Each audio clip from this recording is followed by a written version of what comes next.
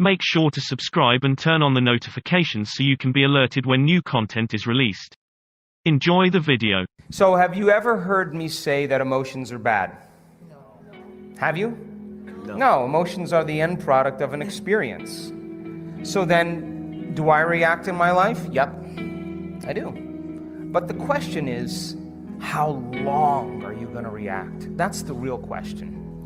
Because if you keep that emotional reaction going on for an extended period of time, sooner or later it'll become your identity. And then people say, why are you so bitter? Why are you so frustrated? Why are you suffering so much? In your brain, in that emotion, you're in the emotion, which means you're in the chemical residue of the past, is going to call up the event because you're emotionally connected to it. And you're going to say, I'm this way because of that past experience.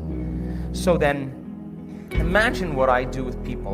We have people that have been abused. We have people that have been traumatized, that have been assaulted. We have people that have had very, very difficult pasts. And have you ever heard me say to revisit the event? Have you ever heard me say that? Never do we need to revisit the event, because once you do, you open the box. But what we want to do is overcome the emotion, because that's just what's lasting from the event. So you sit a person down, and the moment you sit them down, what do you think the body's going to do? It's going to look for something to recreate that emotion, because that's the person's identity. Are you with me still?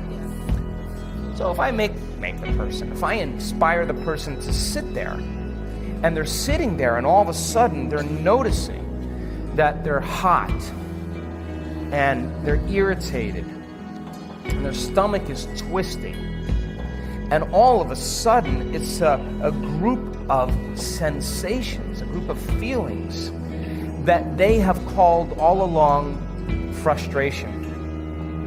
But the different sensations, the moment you name it, it becomes an emotion.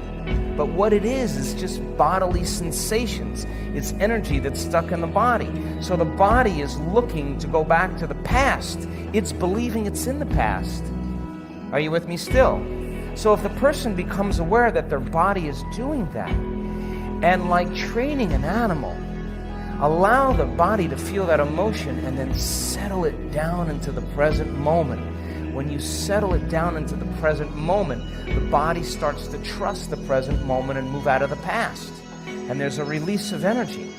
Then the body goes, well, wait a second, what's going to happen in the next moment? And it starts doing that. And it starts to try and anticipate the future. And you settle the body back down into the present moment. And every time you do that, you're telling the body it's no longer the mind. That you're the mind, and your will is getting greater than the program, and all of a sudden you start to lower the volume to that emotion. And when you begin to break the addiction to that emotion, the side effect of breaking that addiction is called joy. It's called freedom. All of a sudden the body's saying, I don't want to be tormented anymore. Now, does that mean you shouldn't grieve over things that you lose? Grieving is a biological process. It's neural pruning. It's a death of circuitry. It's a death of emotions. It's the absence, a void of something in your life. And that's important, but in grief, sooner or later, you got to come to a greater understanding about death, a greater understanding about loss, a greater understanding so that you can adapt to those conditions. Every time I sit with someone and they start complaining about their life, and I let them go for a few minutes, and then I go, oh! You know what I say to them? You only complain about your life when it's not working. And the emotion that you're feeling right now is keeping you connected to the past. You never do this when your life is working. And so I don't have a problem with moving through the stages of emotions. But I also know that what a person really wants more than anything else is to be free. People want to be free. And I have witnessed transformation on every culture, on every skin color, every shape, every size, every age. I've witnessed it. And the same radiance that takes place in a person's face, a light behind their eyes, a different physical physical presentation of their face is eminent, it's real. And that person has worked to overcome themselves. And so it's not that we shouldn't feel emotions. We should feel those emotions and feel them completely. And like a child, get over it though. And just let it out and then go. When we witness people analyzing their life within some disturbing emotion on the brain scans, over and over again, we saw their brain getting worse. Just worse. And I would go, excuse me, Hector, what the hell were you doing in there? Oh, I was just caught up with my ex and the kids. And well, yeah, I want you to know that that's making your brain worse. And so then when they start reasoning that, and they understand, I'm not going to give them the answer to their problems, because when a person is suffering, what are they looking for? They're looking for me to take them out of their suffering, and I can give them the answer, the correct answer to their problems, and they will argue against me. They will argue the entire time. No, but. Well, and know what I do? I just say, take the ride with me. Give me 4 days. Give me 5 days. Cross the river. Get beyond yourself and get beyond that emotion. And the memory without the emotional charge is wisdom. And that's the name of the game, because the soul can't go to the future, can't create a new adventure, can't journey back to source if you're living by some emotion that's keeping you in the past. Soul doesn't even know what to dream about. It can't, because it's seeing the future through the lens of the past. So then when the person starts coming up against themselves and they're sitting there and you say you create your reality, all right, well then I'm going to have a thought about what I want, but they can't control their thoughts. That's because their body's influencing their mind. So the only way they're going to begin to liberate energy is to be still,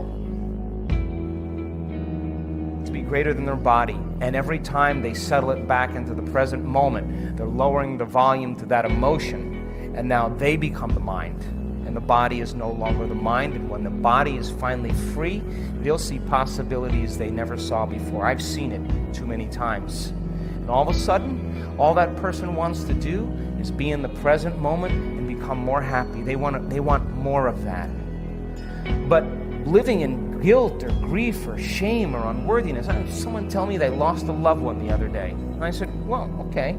How long have you been grieving? Oh, about a year. Really? Okay, well, suppose it was you that left and you were looking at the person you loved moping around for a year. What would you say to them after a year if you truly loved them? Get over it and have a happy life. I'm doing great. You should make yourself happy. You really love me? Live a happy life. That would be the greatest testament of love for each other. Because if you're suffering, then you're making this hard on me. And so then we always have to update our versions about reality, because it's the only way that we adapt. Don't believe everything you've read or heard. It just may not be the truth. There's always a greater truth that you and I can begin to investigate. Surely someone in eternity has had similar problems as you and I, and they've gotten beyond it. Yes or no? So study that person. You want to be wealthy?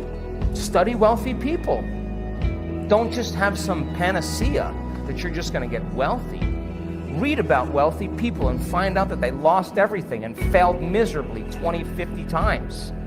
But what they had as a characteristic, a quality in their personality, is they were persistent, and they kept changing, and they kept forgiving and letting go of the past and kept going. And sooner or later they ran into it, and when they had all the money they wanted, it was never about the money. It was just about that they could prove to themselves that they can do it. And you and I are no different than that. But if you can't create a future because of some emotion that keeps you in the past, you're going to have to square off with that emotion. And when you sit down and your body has all those physical sensations and it's getting vigilant and it wants to get up and it wants to move and you're just going, wow, and you're settling it down and you're working with it, you got to agree with me that something greater in you is climbing out of that body. Something greater in you is awakening. And when you're able to overcome those emotions, truly break the addiction, Don't you know that you'll return back to your life and face the person that betrayed you? And you will see a part of yourself that you used to be that you no longer are, and you're not going to have anything else but love for them. In fact, you're going to have compassion for them because you're going to realize how stuck they are, and you're liberated and free. True forgiveness is when you take your attention off somebody because you've overcome the emotion, and that gives them permission to show up differently in your life because you freed yourself and you freed them. And all of a sudden, reality begins to unfold in mysterious ways, and that person shows up and says, "Forgive me.